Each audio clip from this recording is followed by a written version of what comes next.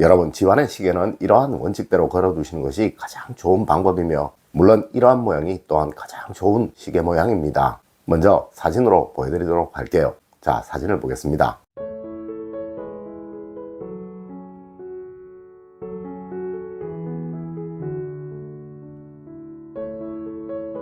자, 여러분, 과연 어떤 시계 모양이 가장 좋은 것이고, 또한 집안에 있으면 그리 좋지 못한 시계 모양은 과연 무엇일까요?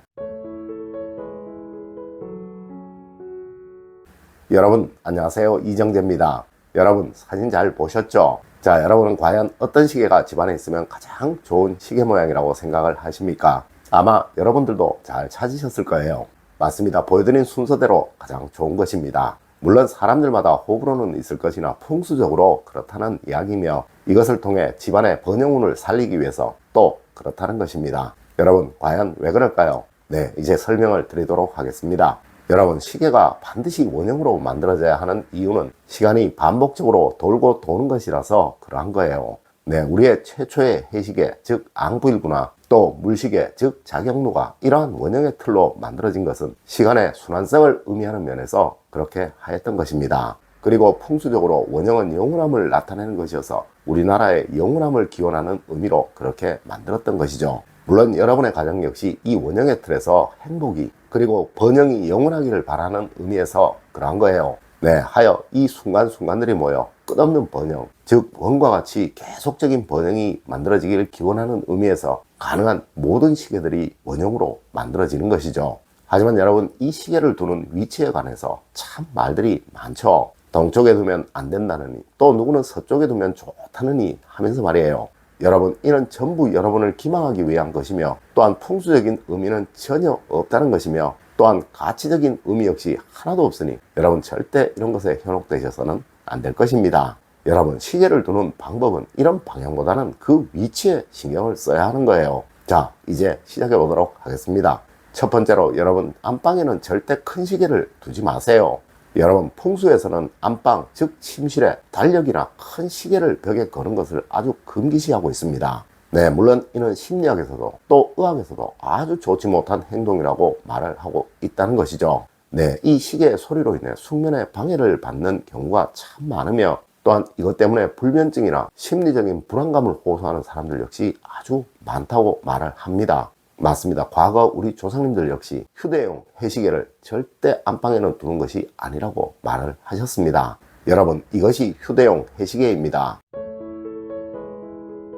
여러분, 이 안방은 무조건 완벽한 휴식이 만들어져야 하는 공간이며, 또한 여러분의 무의식이 새로이 창조가 되어야 하는 공간입니다. 네, 절대 불안을 만들고 고민을 만드는 것이 있어서는 안 되는 것이죠. 물론 이전 영상에서 제가 탁상용 캘린더를 침실에 두면 좋다라고 말씀을 드렸던 것처럼 휴대폰을 안방에 두어 시간을 확인하도록 하는 것, 이것은 아주 좋은 것입니다. 또한 탁상용 작은 시계를 침실 협탁에 올려두는 것, 이것 역시 나쁘다고는 할 수 없습니다. 하지만 여러분, 큰 시계만큼은 절대 안방에 두지 마세요. 분명 침실에 있는 이 큰 벽시계는 여러분의 번영운에 아주 나쁜 영향을 주게 될 것입니다. 여러분, 참고로 저는 손목시계도 절대 침실에 두지 않습니다.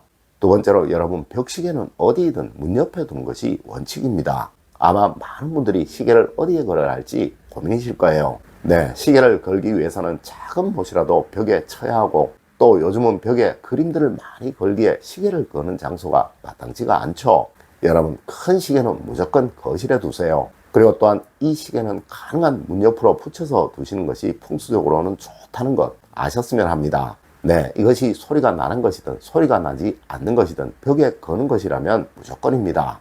여러분, 이 문은 들어가고 또 나오는 곳이죠. 네, 이곳은 운의 흐름, 즉 기의 흐름이 가장 강한 곳이라는 이야기예요. 하여 달력이든 시계이든 이 소품을 문 옆에 두게 되면 그 기운이 아주 강해지게 되는 것입니다. 맞습니다. 여러분의 무의식을 가장 크게 자극을 하게 된다는 것이죠. 아마 여러분들은 벽시계를 벽 가운데 높게 걸어두신 분들이 많으실 거예요. 네, 하여 여러분의 가정에 번영운이 크게 살아나고 있지 못하였던 것입니다. 여러분, 이제 이 시계 문 옆으로 옮겨보세요. 분명 취업운이나 진급운이 상당히 좋아지실 것이며, 또 어느 순간 가정에 행복이 찾아오는 것을 느끼시게 될 것입니다. 세 번째로, 여러분 시계를 두는 방향에 관한 이야기는 전부 틀린 말입니다. 여러분, 제게 시계를 두는 방향에 관해 질문을 하시는 분들이 참 많으십니다. 네, 답을 먼저 알려드리면 이것의 위치에는 그 어떠한 제약도 없습니다. 여러분, 왜 그러할까요? 네, 이런 과거의 시계, 즉 우리 전통의 앙부일기나 자격루에는 그 자체의 방향까지 모두 표시를 해두었었기에 이 시계는 무조건 가운데 두는 것이 원칙이었으며 또한 모두 땅에 두는 것이 원칙이었습니다. 네, 과거의 시계에는 자축인묘, 진사오미, 신유수레라는 간지가 모두 적혀 있었다는 것이죠. 하지만 지금은 이런 간지가 적혀 있는 시계는 없을 것입니다. 하여 여러분, 방향적인 제약은 절대로 없는 거예요. 물론 동쪽에 시계를 두라느니 남쪽에 두면 안 된다느니 하는 분들이 많은데요, 이런 풍수와는 아무 관계가 없는 이야기라는 점 꼭 아셨으면 합니다.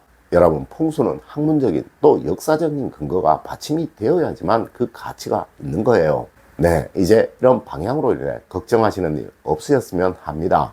네 번째로, 여러분, 시계는 누구나 쉽게 볼 수 있는 곳에 두셔야 합니다.